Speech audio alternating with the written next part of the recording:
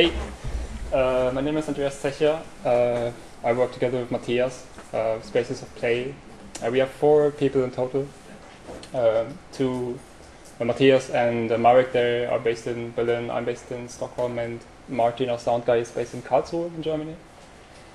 And I want to talk a bit about doing promotion for your game, getting reviews so you actually can sell some copies. I'm just going to talk about what we learned, what we think works and what doesn't work. So I made a game together with Martin called Mr. Bounce. It's like a Arcana breakout game. And it was a Flash game first. And then Matthias started up his own indie game company in Berlin. And he wanted to have a small project to start on, so we decided to make a port for the iPhone.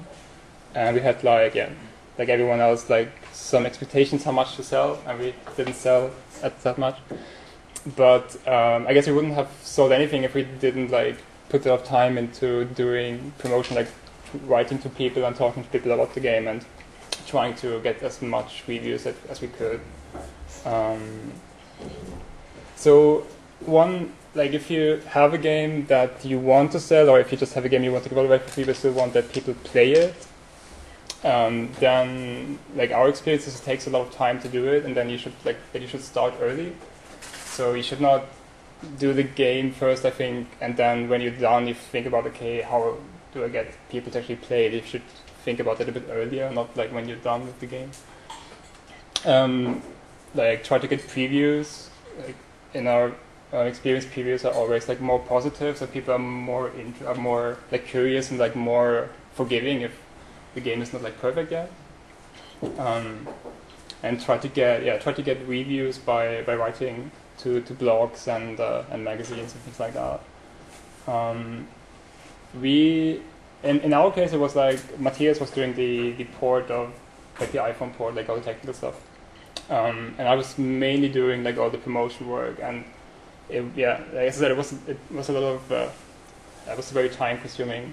And I think it's good if you're more than one person. If you have a team, it's good if you sort of say, okay, this person is mainly responsible for writing, because it can be if you really love making games, it can feel like a really boring thing to write all these emails and to I don't know, write on Twitter or whatever.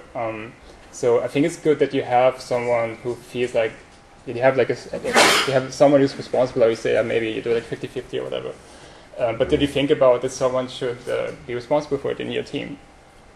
I like to write to my favorite blogs first, because I think it's much easier to get into them, to get a review from a blog you really care about, because it's often they also more likely care about your game, because maybe you're interested in the same games. So I wouldn't try to start to get the big blogs first. I wouldn't write to Joystick or Kotaku first or whatever. I would start to write to blogs who cover games that are maybe that you really like and that you really care about. Before you send off your email, you should think a bit about who you're writing to. This is something I guess I did wrong a lot. Not with Mr. Bounce, but with earlier, I mean, maybe 10 years ago, I had a website, and it was I really wanted people to link to my website. It was this designy website, and I was just writing an email to people and say, hey, I have this new website, and please link me, and goodbye.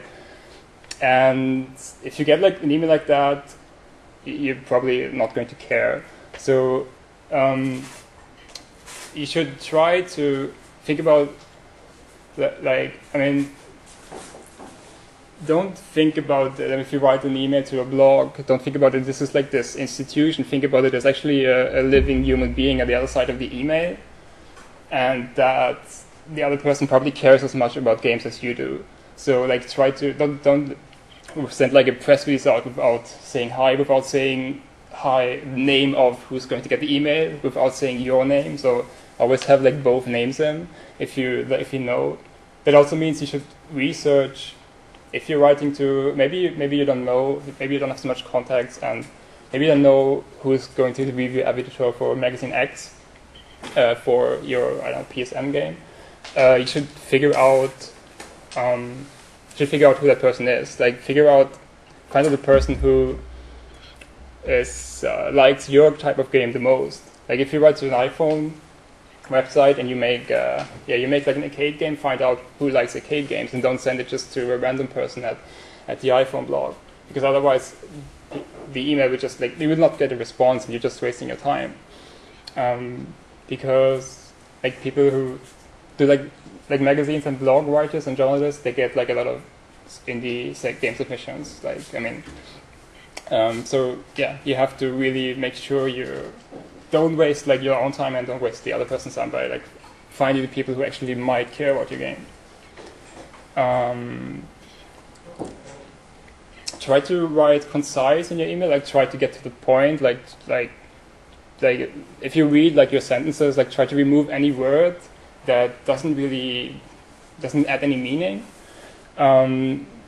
Like tell the journalist what you actually want, like that you would want to have a feature on their website, and like to say specifically what you would like to have. Like if use a spell checker, I think is really important. Like double read your email, like don't rush it out. Like really take time to do that.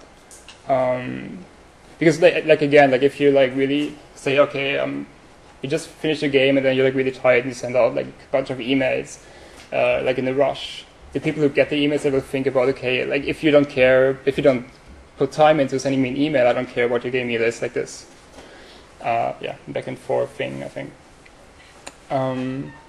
Another thing, you should make it easy for journalists to write about your game. Like one thing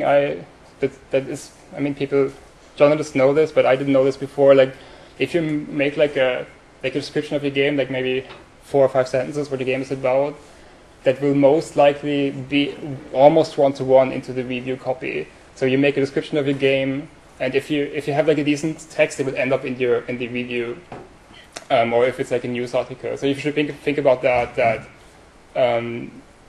most journalists don't have the time, especially if it's a blog post. They don't have the time to write like an original article with their like completely original thoughts. They're going to be more likely to make a news article, but just use your own text that you wrote.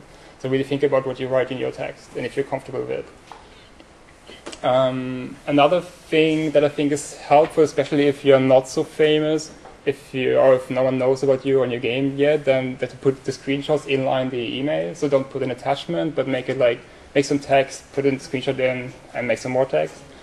But don't make it too big so that it doesn't like spam the inbox, but like just a small screenshot. And if you want to review from like a blog or a magazine, you should provide a review copy right away. So it's either a promo code to the App Store or like a link to a review build. So you should not that's again like making it easy. Don't wait until the journalist says, "Oh, could you send me a promo code?" Just send it right away and make it easy for them to review it.